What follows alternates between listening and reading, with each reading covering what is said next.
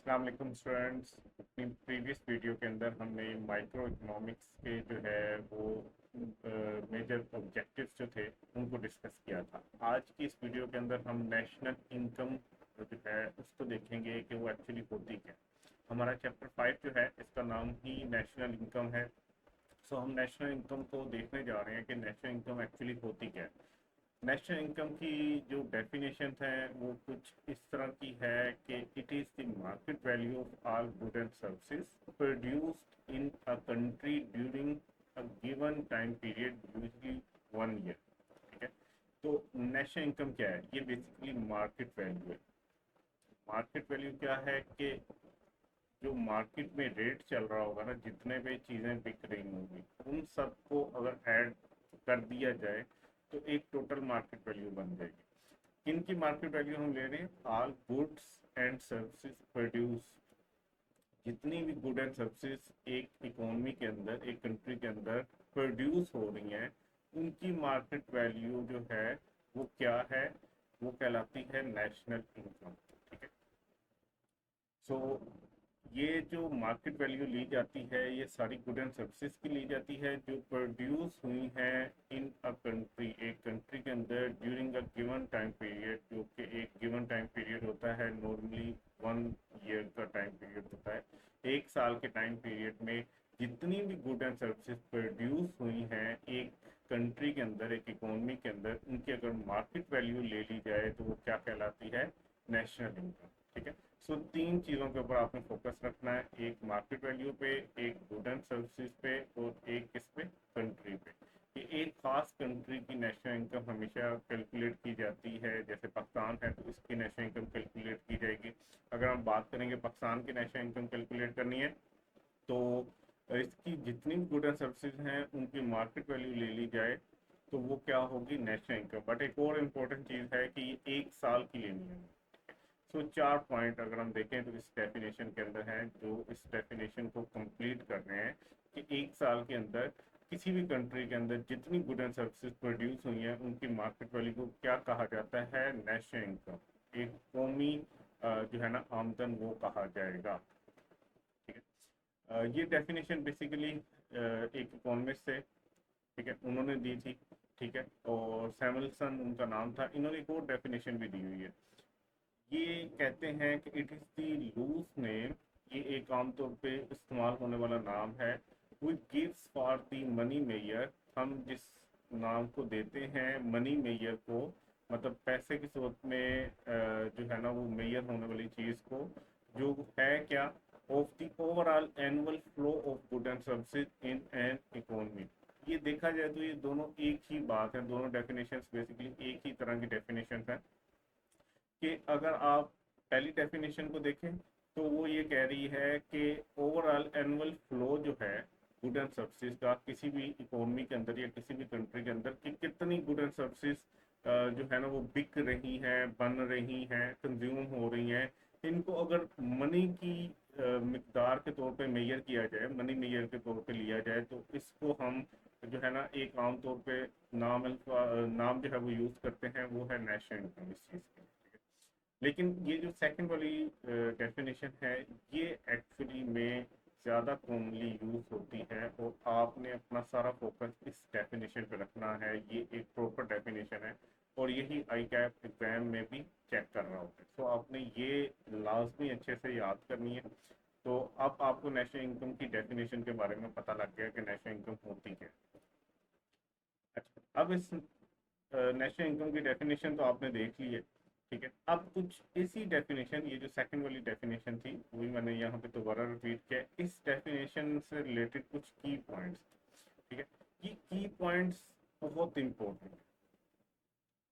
ठीक है, आप ये समझ लें कि हर अटेम्प्ट में ना 95% चांसेस होते हैं कि इस इन की पॉइंट्स में से आई कैप जो है वो कोई ना कोई क्वेश्चन जो है वो आपसे पूछ सकते हैं। ठीक है, सो ये की पॉइंट समझते हैं। की पॉइंट में सबसे पहला जो पॉइंट है कि जो नेशनल इनकम होती है ना, ठीक है, जिसकी अभी हमने डेफिनेशन पढ़ी है, ये बेसिकली नेशनल इनकम होती क्या है? ये नेशनल इनकम होती है मार्केट वैल्यू जो गुड एंड सर्विसेज प्रोड्यूस हो रही हैं उनकी मार्केट वैल्यू होती है किसी भी एक कंट्री की एक साल के अंदर की, ठीक है। मतलब गुड एंड सर्विसेज जो आपने प्रोड्यूस की उनके देखेंगे मार्केट में क्या रेट चल रहे हैं, वो अगर सारी सम कर दी जाए तो वो क्या कहलाती है, नेशनल इनकम। तो अगर हम ये देखें कि नेशनल इनकम की डेफिनेशन हमने ये देखी कि ये सारी तो बेसिकली एक मार्केट वैल्यू का ही नाम है। तो अगर हम ये कहें कि नेशनल आउटपुट जो होता है, आउटपुट भी क्या होता है, गुड एंड सर्विसेज प्रोड्यूस होती हैं, तो ये इक्वल होगी नेशनल इनकम हमेशा नेशनल आउटपुट के, ठीक है। और प्रोडक्ट का भी हमें मतलब पता है कि प्रोडक्ट भी आउटपुट का ही एक अल्टरनेटिव जो है ना वर्ड उसके लिए यूज किया जाता है। सो ये तीन नाम हो सकते हैं, नेशनल इनकम आप इसको कह सकते हो, नेशनल आउटपुट कह सकते हो, और नेशनल प्रोडक्ट कह सकते हो, ठीक है। तो ये तीन नाम हो सकते हैं national income. National income is equal to national output is equal to national product. ये किसी भी नाम से यूज किया जा सकता है पेपर में। आपने याद रखना है खाली नेशनल इनकम ही नहीं यूज होता, नेशनल आउटपुट भी और नेशनल प्रोडक्ट भी यूज होता है। अच्छा, दूसरा हमारा पॉइंट है कि national income is the market value of all good and services. Basically ये गुड एंड सर्विसेज की मार्केट वैल्यू है, ना कि गुड एंड सर्विसेज इटसेल्फ, ठीक है। किसी भी कंट्री की टोटल गुड एंड सर्विसेज को कभी भी सम अप नहीं किया जा सकता। क्या आप कहो कि इस कंट्री में 2000 एसी बने हैं, 1500 गाड़ियां बनी हैं, चार जो हैं वो लेस के पैकेट बने हैं, ये पॉसिबल नहीं है। सो ये नेशनल इनकम क्या है, ये बेसिकली मार्केट वैल्यू, ये मार्केट वैल्यू है, ठीक है, for all good and services. It is only money value. ये जो भी ऊपर वाला पॉइंट पड़ा है इसी से ही ये लिंक हो रहा है पॉइंट कि ये सिर्फ एक मनी वैल्यू है, ये एक कीमत है, एक पैसे में ली गई वैल्यू है गुड एंड सर्विसेज की, ठीक है। Physical good and services can not be added और सब्सट्रैक्टेड, ठीक है। असल में ये जो चीज़ें हैं उनको आप, क्योंकि सारी चीज़ें एक तरह की नहीं होती, तो उसको आप सम नहीं कर सकते, ना उसमें से किसी को लेस कर सकते हो। सो आपने उनकी मनी वैल्यू जो है वो लेनी है कैलकुलेट करते हुए नेशनल इनकम को, ठीक है। जब हम नेशनल इनकम की कैलकुलेशन करेंगे उसमें हमने मार्केट वैल्यू लेनी है ऑल गुड एंड सर्विसेज की। फिर एक पॉइंट है, ओनली फाइनल गुड और finish good are taken to account, ठीक है, जिससे डुप्लीकेशन जो है वो अवॉइड की जा सकती है। फॉर एग्जाम्पल, आप मार्केट में देखते हैं तो आपको मार्केट में ब्रेड मिलती है, ठीक है, तब रोटी मिलती है, ये एक फिनिश प्रोडक्ट है और ये जो है फिनिश प्रोडक्ट कंज्यूम होती है। अब ये ब्रेड इटसेल्फ खुद नहीं बनी, इसके पीछे एक पूरा प्रोसेस है। प्रोसेस में अगर हम थोड़ा पीछे जाएं तो बेसिकली ये क्या होगा, आपके पास जो है ना वो आटा चाहिए होगा, ठीक है, जिससे ये बनी होगी। आटे से पहले हो सकता है कि गंदम हो, जिससे प्रोड्यूस हुई होगी, जिससे आटा बना और आटे से ब्रेड बनी, ठीक है। अब ये गंदम जो है, ठीक है, ये इटसेल्फ भी यूज हो सकती है, आटा इटसेल्फ भी यूज हो सकता है, लेकिन यहाँ पे फिनिश गुड क्या है या फाइनल गुड क्या है, वो है ब्रेड। सो जब आप नेशनल इनकम कैलकुलेट करोगे तो आपने इसकी मार्केट वैल्यू लेनी है, इसकी मार्केट वैल्यू नहीं लेनी, इसकी मार्केट वैल्यू नहीं लेनी।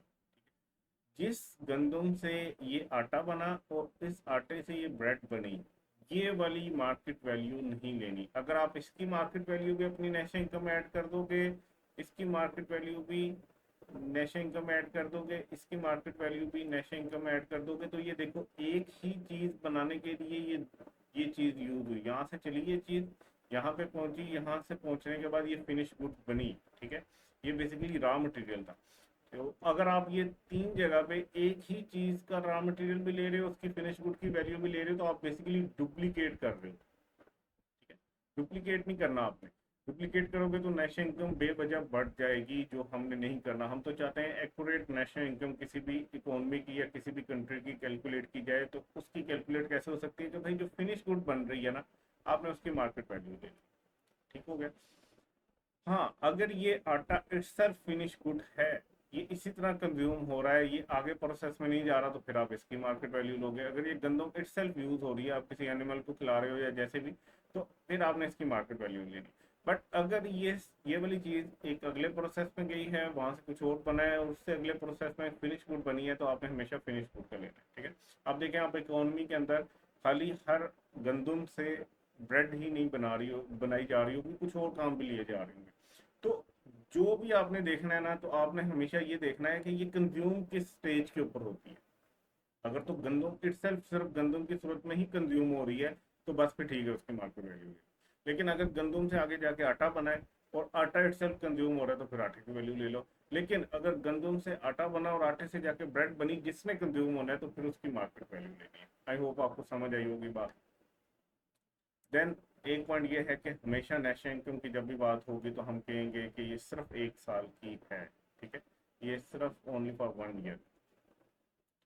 और लास्ट पॉइंट ये है कि ये जो हमने मार्केट वैल्यू ली है, ये हमेशा लीगल गुड एंड सर्विसेज की लेनी है, ठीक है। ना तो इसमें स्मगल्ड गुड्स आएंगी, ठीक है, स्मगल गुड्स नहीं आएंगी, कोई ड्रग्स को गुड्स नहीं समझा जाएगा, जो करप्शन से पैसा आया है उसकी वैल्यू नहीं ली जाएगी। मतलब आपने एक लीगलाइज जो है ना, वो गुड एंड सर्विसेज लेनी है, और उनकी मार्केट वैल्यू को आपने ऐड अप करना है, तो आपके पास क्या आती है, नेशनल इनकम, ठीक है।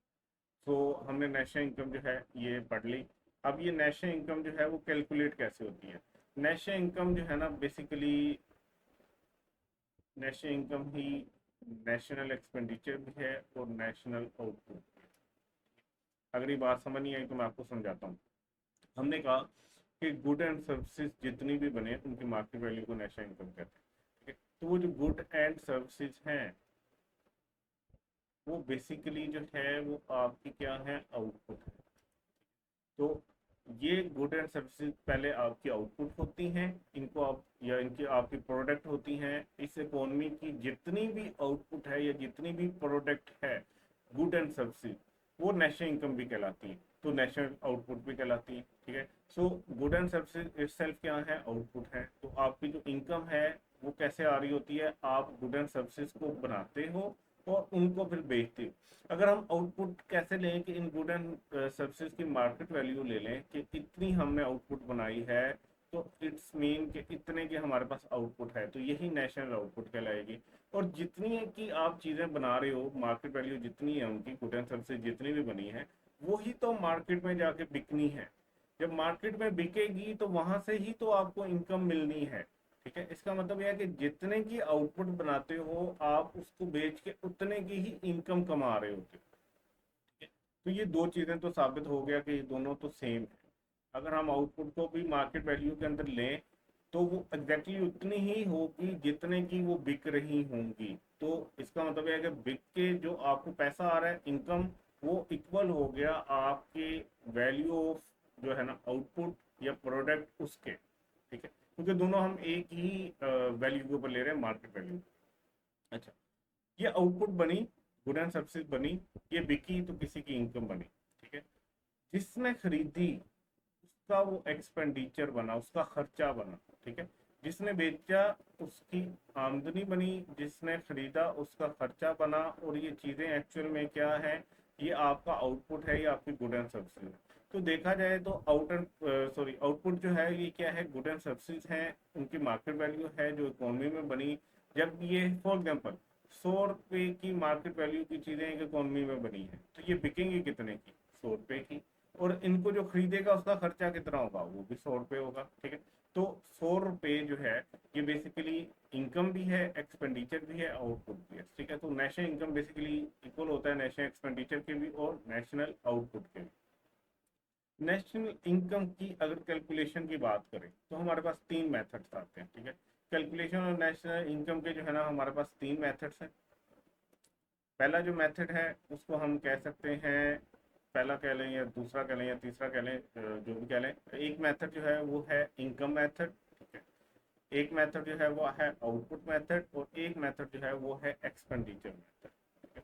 हमारा ज़्यादा फोकस एक्सपेंडिचर मेथड पे, ठीक है।